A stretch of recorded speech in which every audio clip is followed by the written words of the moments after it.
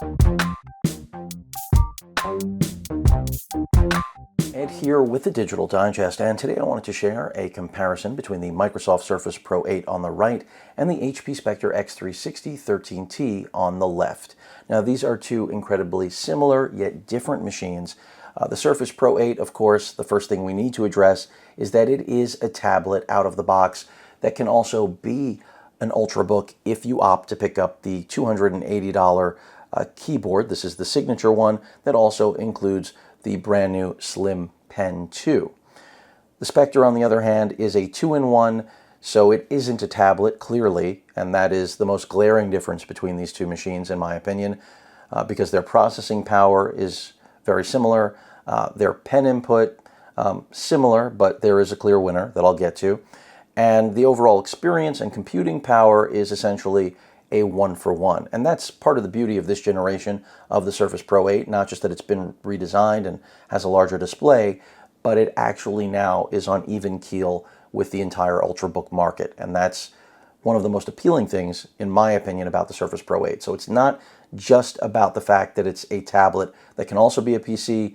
It now actually does directly, in my opinion, compete with Ultrabooks like the Spectre 13t. Now, with that said, let's talk about pricing and specifications. The Core i7 version of the Pro 8 here with 16 gigs of RAM and a 512 gig SSD is $1,900 before you pick up this $280 keyboard with pen.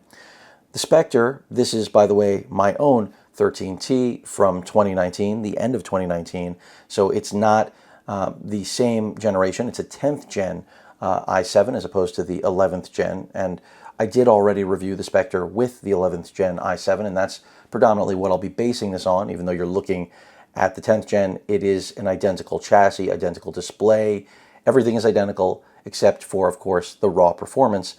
Here with the HP, you're looking at a price range of anywhere from sub $1,000 close to $2,000 depending on the configuration. But the key difference is that this machine, of course, comes with the keyboard because it's attached. It is not a tablet, obviously. It's a little bit heavier than the Surface Pro, but not by a large margin. We have a 13.3-inch 16 by 9 display, in this case a 4K OLED, part of one of the many options you can choose from that can make this machine more expensive, as opposed to the Surface Pro's 13-inch 2880 by 1920 IPS display. And many of you will say, well, what about burn-in? I've experienced none. That doesn't mean it's not possible, but that is a drawback with OLEDs, but more and more manufacturers are stepping up to the plate. And you may have noticed we have a 16 by 9 aspect ratio on the left as opposed to a 3 by 2 aspect ratio, which is why there are black bars on the top and bottom. So before I dig deeper into performance, let's take a look and a listen to each machine with the same video, and I think that'll give you an idea of the difference between a 4K OLED and a 13.3-inch display size as opposed to, of course, a 13-inch IPS panel that is sub 4K. Let's take a look and a listen now.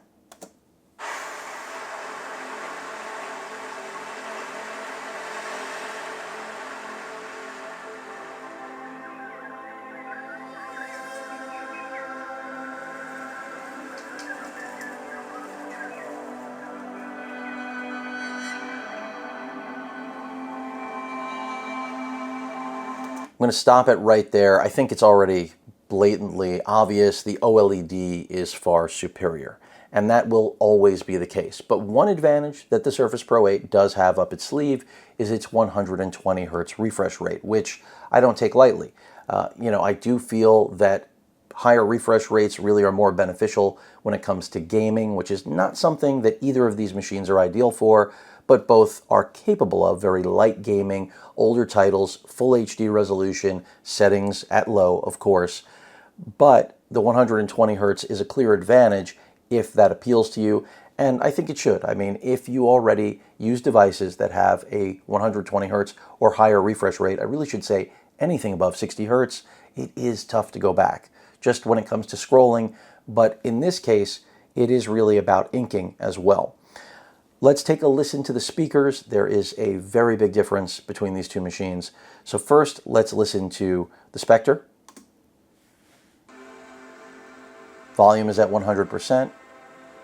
as is brightness.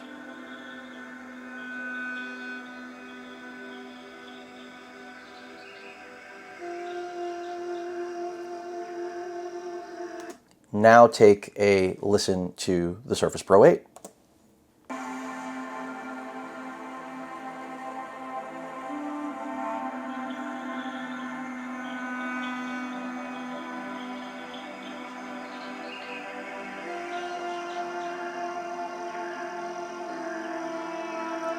So I think you already have concluded, or should have, the audio is much better out of the Surface Pro 8 than it is out of the Spectre 13t, and that's just a fact of each respective device. So screen quality goes, in my opinion, if you're going with the OLED version, to the 13t. Audio goes to the Surface Pro 8. Let's move away, step away from your audio-visual experience, but remember that for content consumption, I think 16:9 is better. For productivity, the 3:2 aspect ratio is obviously a better fit. Also remember, HP does make a 14T, which has a 3:2 aspect ratio OLED option as well, 3000 by 2000 res. I don't have that to compare to this, but I did review that in the past. That's also an excellent machine, and I think, yet again, it offers a very good comparison in terms of like experience to the Surface Pro, but at the end of the day, again, is not a tablet, it is a 2-in-1 convertible. So let's go ahead and jump out of both of these, close them out, and let's talk about overall performance. So we already know what AV is like on each. This is running Windows 11. This is not, of course, this is Windows 11 ready to be upgraded. Let's talk about the keyboard experience. Remember, this is a separate entity, an accessory to buy. Otherwise, you'll be leaning on the on-screen keyboard, which I don't recommend. It's good for a pinch when you are using it in tablet mode. And Windows 11 is really optimized far better than Windows 10, for those of you unaware. And it's fairly good. The keyboard here is as good as a type cover will ever be. But the HP does have a clear advantage. This is actually one of my favorite keyboards on the market. That's why I own it. We also have a fingerprint scanner. We also have Windows Hello, just like we do here. But the 1080p webcam on the Surface Pro 8 is miles better than the IR camera built into the Spectre 13t. So when it comes to keyboard, the 13t wins, but not by a huge margin. That's, again, my personal preference. Trackpads, you know, I'm going to say that I like the glass and the smoothness of the signature keyboard on the Surface. It's a little bit smoother than the one here, but I can't really pick one over the other. This one's a little bit longer. This one's a little bit taller.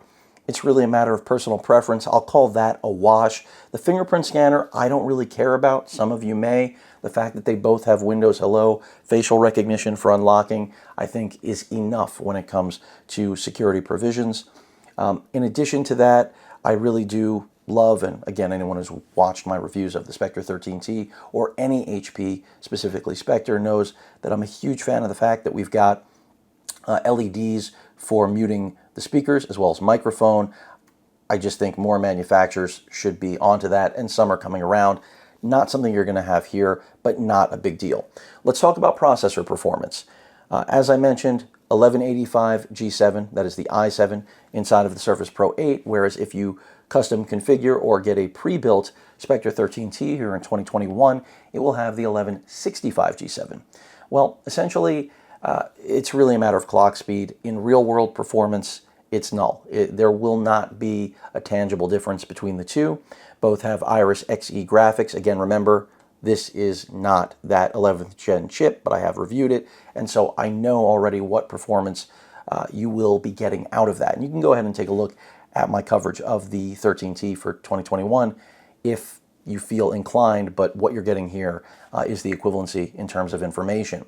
So when it comes to that i7 CPU, it's pretty much a wash. And that's impressive because historically that wouldn't necessarily be the case, because one major advantage that the Spectre has had in days past that is now equal footing is Thunderbolt connectivity. And that was one of the reasons, yet again, that the Spectre was at the top of my list, and as much as I love the form factor of the Surface Pro in days past, I couldn't pick it. Now that has changed.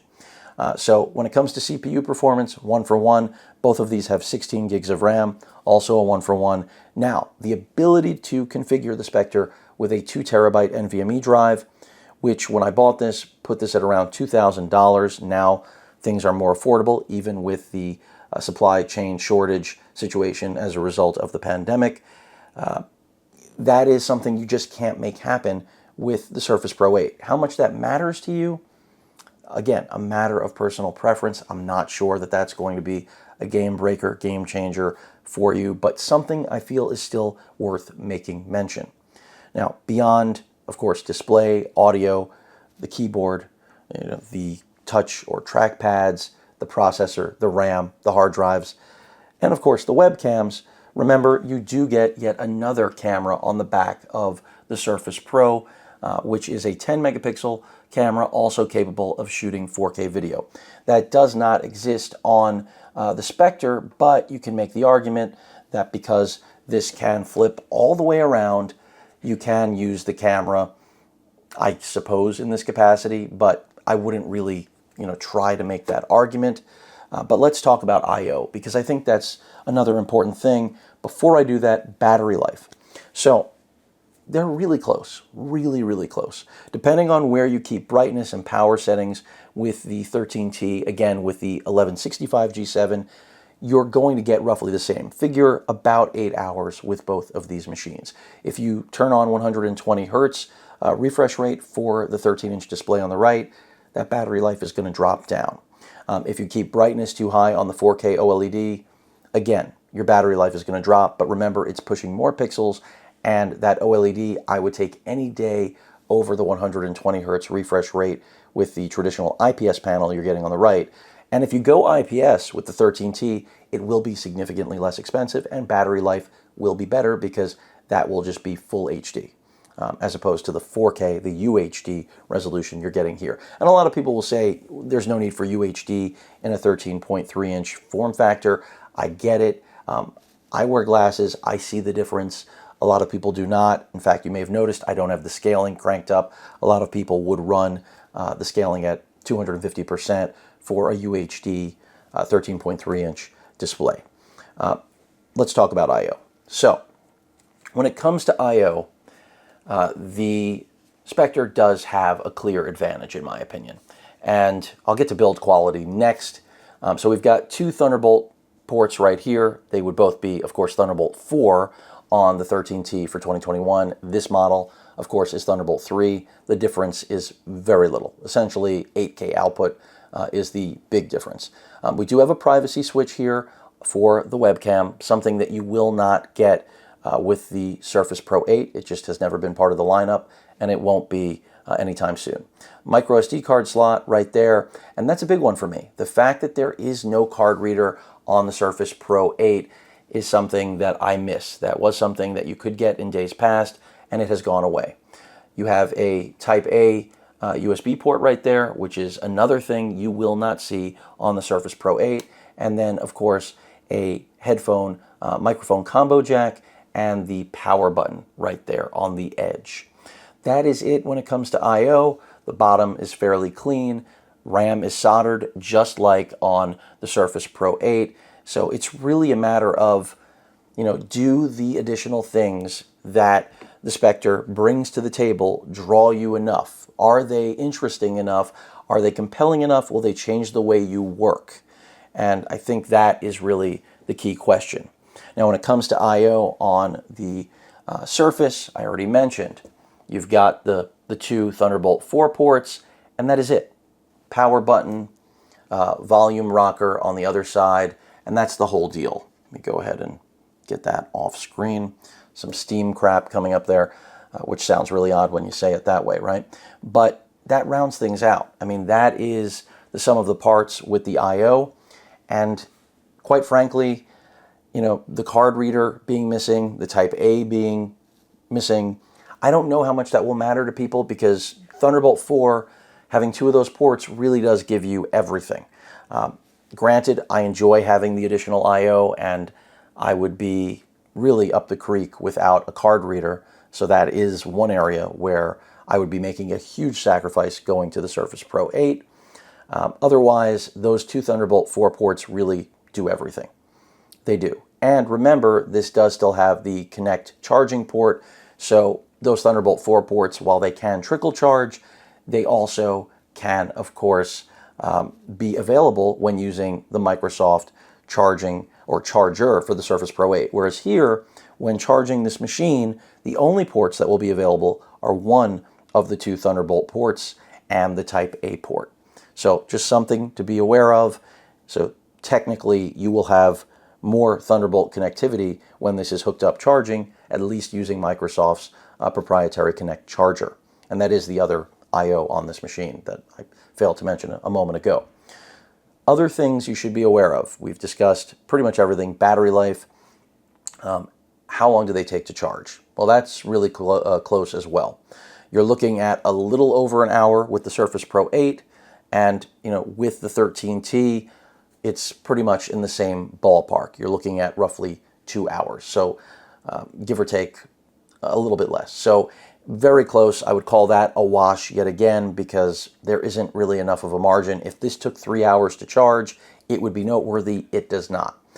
Let's talk about inking, which I think is something that many of you have been waiting to hear come out of my mouth here. So we can reveal the slim pen by popping that magnetic cover off. This is something that was originally introduced with the Surface Pro X and the carpentry style pen, which is now in its second generation, now has haptic feedback, which is really nice. And it's Microsoft trying to make its way towards a more pen to paper or pencil to paper experience with the inking that the Surface Pro 8 has to offer. Now, in my opinion, this is the best inking experience you're going to get on the market from any Windows-based machine other than what Samsung has to offer in the 2-in-1 department. And unfortunately, even though I've reviewed Samsung's 2-in-1s, I don't have one here in the studio to compare directly to this. But I will again say with complete confidence what Microsoft has done in the inking department with the Surface Pro line is the best in the business outside of Samsung. So that means it is better than the HP. HP does include their pen, which is certainly nice. You don't have to buy it. There's a very big difference in terms of aesthetic and what it feels like. I think the HP feels more like a pen because this is more, of course, clearly like a carpentry pencil, as I noted, but the actual experience, especially now with the haptic feedback, has only gotten better with the Surface. The HP isn't, worlds apart, but there's no question Microsoft is going to give you a better inking experience. And even though this is not an inking demo, you can check out my inking demos in the past on the Spectre, specifically the 15T. The experience is the same here. You feel like you're writing on a glass display, which you are. And accuracy is fine. It's not amazing. There is nowhere to store this pen. Here, of course, we have a place. You're not going to lose it. It will charge. I think the consensus on pen performance is quite clear. Apple's pencil experience with the iPad is still the best in the business, but it's kind of moot because it's not a computer. Both of these are. And I think that's really the defining difference.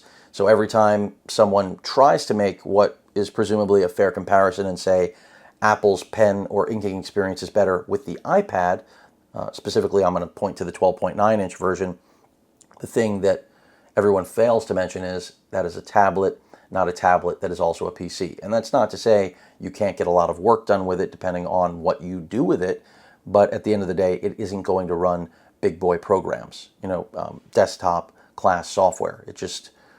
You're going to have to use apps. And there's nothing wrong with that, but it needs to be said. I feel like that gets lost in the mix quite a bit. So we've discussed now inking, which again goes to the Surface Pro 8. And I mean, that I could have really told you even without this new generation, new pen and haptic feedback. And by the way, the haptic feedback is in its infancy. It does not work across all software applications, so don't get incredibly excited about that. Just remember, the inking experience here is superior. There's no question about it. I can pop it out again and just been playing with it, but it's just something where the sensitivity on this is superior and the feel of it is superior. You see a lot of scribble, but it really is better in every way. And I could go ahead and start inking on this, but there really is no reason to do that. I've already told you this is the winner. It's not a question at all. So, what haven't we covered? I think we've covered pretty much everything. Again, display, keyboard, CPU performance. Gaming, I've made mention. I'll mention more about that. So, both have Iris Xe. Again, this is Iris Plus because this is a year older, but the model I reviewed already does have Xe. And when it comes to the gaming performance, it's going to be the same. As I mentioned earlier in this video, 1080p, low settings, sometimes 720p, you're going to be able to play a variety of games. Don't expect to do any real gaming. If you must have a Surface product and you want to do real gaming, you're going to have to look at the Surface Laptop Studio or jump over to a gaming laptop altogether because dedicated graphics really are necessary when it comes to actual gaming. Photo and video editing, again, Intel's Core i7 Tiger Lake CPUs are competent, they're capable. They do run a little bit hot, but they're going to get the job done for pretty much any task you throw at them. If I had one knock, it's that we don't have 8-core CPUs here, but do we need them? The answer is no. 8-core to me is the minimum spec these days for real laptops, but when we talk about Ultrabooks, 4 cores, quad core is still completely acceptable. So I think what it really comes down to is, are you married to the form factor of having a tablet that can also be an Ultrabook? If you are, this is the way to go. This is the best Surface ever made. It's got the best cameras. It has the largest display. The first time they've refreshed the actual design in probably 5 years, something around there, which is a big deal. And Thunderbolt 4 connectivity is huge. Now, from an upgradability standpoint, Microsoft likes to brag that you can upgrade the NVMe drive on this.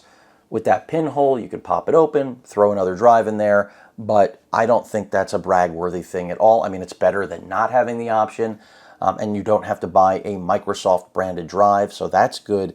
But to me, get the capacity you need, and then, of course, using the Thunderbolt 4 ports that you have here, you can pick up external storage, and I mean, that applies to both of these, and get a drive that will outlast your laptop. I think that's the best way to spend your money, is getting external storage rather than harping on internal storage. Of course, it's always nice to have it in the body, no question about it, where the OS is installed, especially if you're working in things like Revit, AutoCAD, Photoshop, video editing. But because NVMe drives are so fast when it comes to, you know, actual usage with Thunderbolt connectivity especially, over a gig a second, you're not going to be able to tell the difference. It's, for all intents and purposes, the same performance, even though it's not the literal same performance in synthetic benchmarking, but it is the same, at least in terms of real-world feel for the most part. And I think that's important. Now remember, this is a little bit bigger, a little bit heavier. It has that ability to go into several different modes, which I think is nice. To me, the biggest draw on this is that 4K OLED. And if you care about that, you already know that this is going to be the better option for you. It's still incredibly compact, battery life essentially the same. It can fit in bags easily, and I think that's part of the beauty of the Spectre. It's a nice machine. They have different colors, just like the Surface has different colors if that's what you're after, but you have to just, you know, be conscious of your choice. In terms of an inking experience, you already know the Surface Pro 8 is the winner, just like with its cameras. That's just obvious, and you should expect it. I think that the hinge that Microsoft has been using now with the kickstand is great, but when it comes to being able to put this on your lap, please remember that this you'll be able to work with on your lap, this you're not going to. It's really, it's straightforward. That's one flaw of the Surface Pro, it always has been, is that working with this on your lap is far from ideal. Working with two-in-ones that are Ultrabooks obviously is going to make for a better experience. So, hopefully this video helped. My final thoughts, personally, this is the first time in a very long time that the Surface Pro finally does compete, as I've stated through this video, with Ultrabooks like my favorite here. For me, I'm still going to stick with a machine like this because there are just too many additional boxes that it checks, and it ends up being less expensive than this also, because out the door this is over $2,000 and this is under $2,000. Now, if inking was my #1 priority, I'd be going with the Surface Pro 8. So that, I think, should boil things down for anyone who's flirting with these and really trying to figure it out, and they feel challenged. Thickness, you can see they are really close. I mean, once you put the keyboard on there, they're not that far apart. I do like that we have, of course, a privacy switch. I think that's a good thing. Some manufacturers are omitting that. The Surface Pro does have that edge of being able to charge while still having 2 Thunderbolt 4 ports open. We don't have that advantage with the HP, but we do have a card reader. We do have that privacy switch, and we do have a Type A USB port, which, for some people is still going to be important to have. Both of these will happily dock to a Thunderbolt docking station and turn into essentially a desktop experience seamlessly with that one cable, which I think is a huge advantage that a lot of people are not aware of, believe it or not.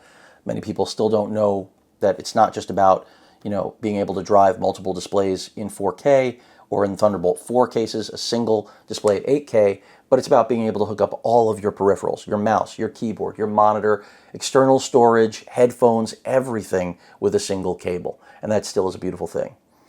Last thing I will point out, heat dissipation. Both of these machines under load will get hot, but otherwise, this is the louder of the two. But you put them under stress, they will get stressed out. And that pretty much wraps it up. You already know my pick, but I do love that Surface Pro 8. Any questions or comments, please feel free to post them. Hit that like button, and as usual, please feel free to subscribe, and please stay safe. Later.